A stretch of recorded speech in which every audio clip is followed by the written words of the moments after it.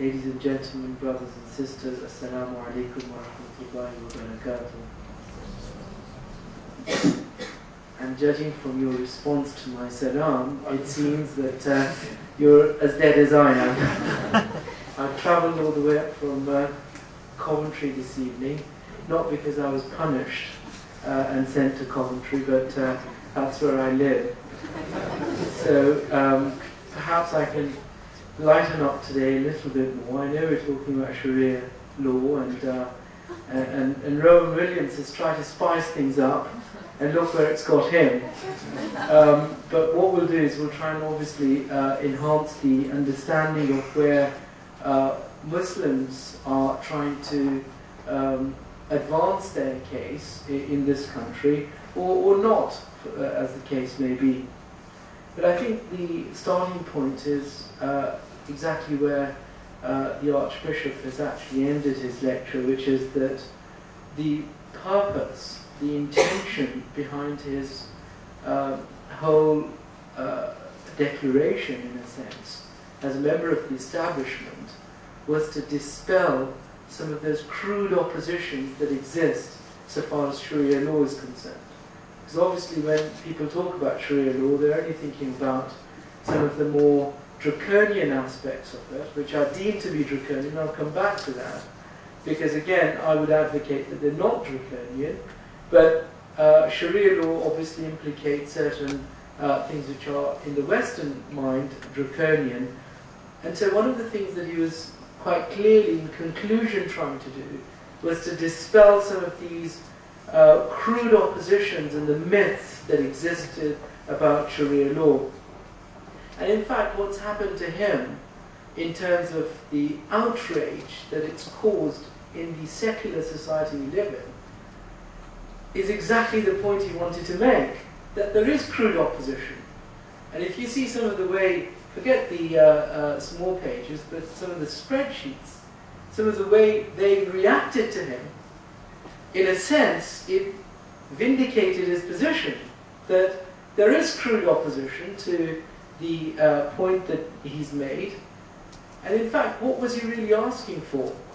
Nobody really understood, except that people wrote on the back of his comments on, I think it was Radio 4 in the morning, where he was talking about the need to accommodate Muslims in terms of their laws. But what he was really talking about in his paper was transformative accommodation.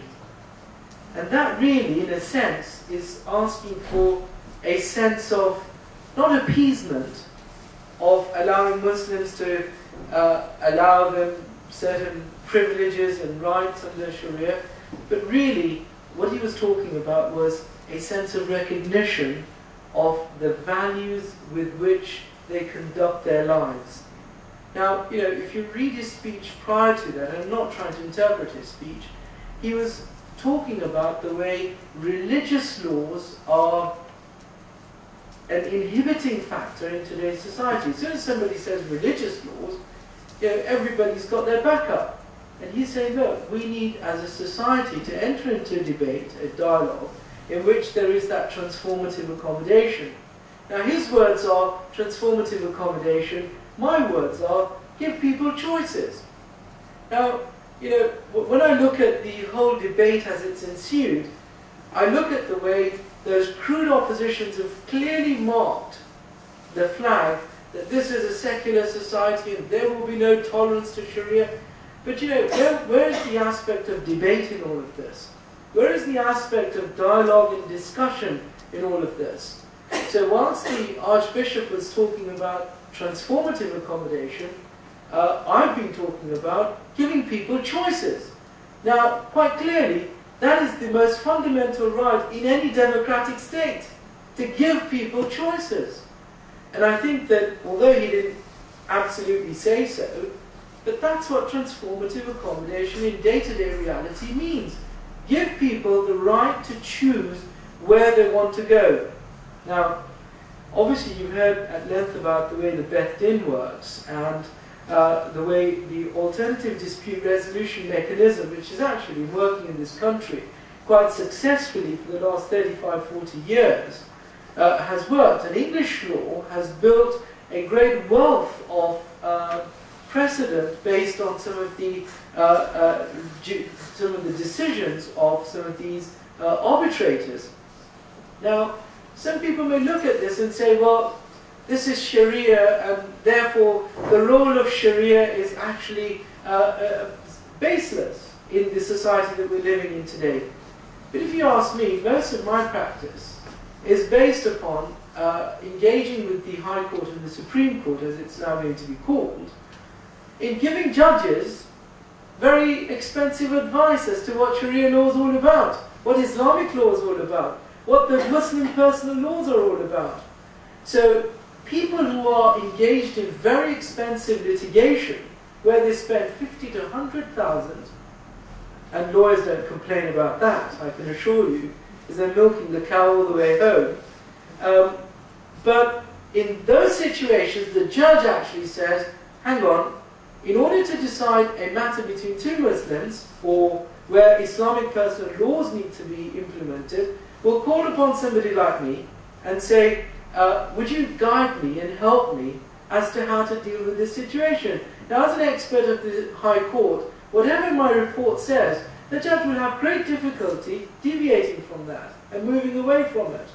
So the litigants actually end up in barbaric kind of costs, hundreds of thousands of pounds, which, if you look at it on a footing of sensibility, they could very well come to an Islamic Sharia court, or, for example, a Muslim arbitration tribunal court, which we have just recently set up, and they could ask for the adjudication of an expert who is an expert in Islamic law and has knowledge of English law as well, and has knowledge of Islamic procedural law and Muslim procedural law, Islamic substantive law, English substantive law, and see how one can offer the two litigants a cheaper, efficient judgment with specialist knowledge.